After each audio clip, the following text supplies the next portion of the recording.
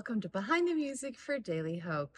I'm Kristin, Holton, Prouty, back with you again to share another amazing hymn that we get to sing this weekend.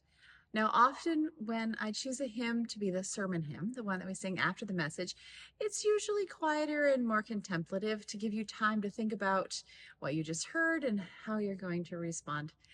And this week is going to be a little bit different because we're starting a new sermon series, and it's called 3:16, based on that really famous verse in the Bible, John 3:16.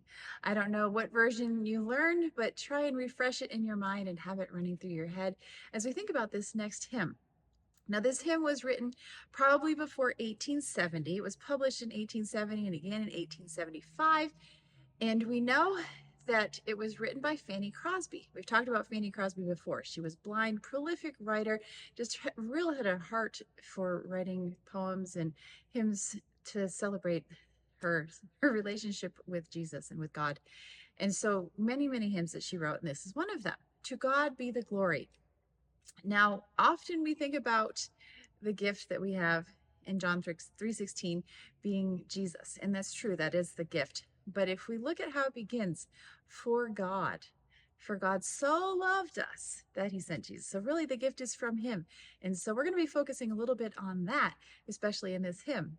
Now, Fanny Crosby was American, as you know, and she wrote, but it's interesting that this hymn actually gained popularity in Great Britain, and it was used in revivals over there and things. And so when that great American revivalist went over to do some series in Great Britain, he heard the hymn being sung there.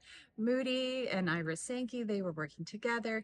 They started to use it. They brought it back. And it wasn't until actually the Billy Graham Crusades started using it in the 1950s here in the States that it gained being popular and well known in churches throughout the United States. So written in America, but taken to England and then imported back to America, where it's become one of our favorite hymns.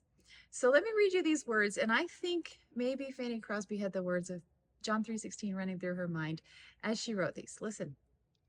To God be the glory, great things he has done. So loved he the world that he gave us his Son, who yielded his life an atonement for sin and opened the life gate that all may go in.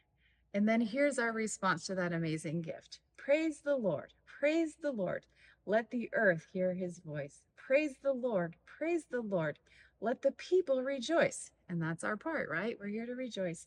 Oh, come to the Father through Jesus the Son and give him the glory. Great things he has done. So great hymn, great text, interesting story about how it's traveled the world and come back here to the United States.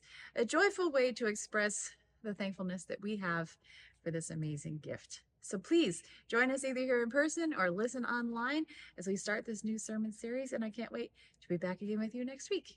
Enjoy. To God be the glory.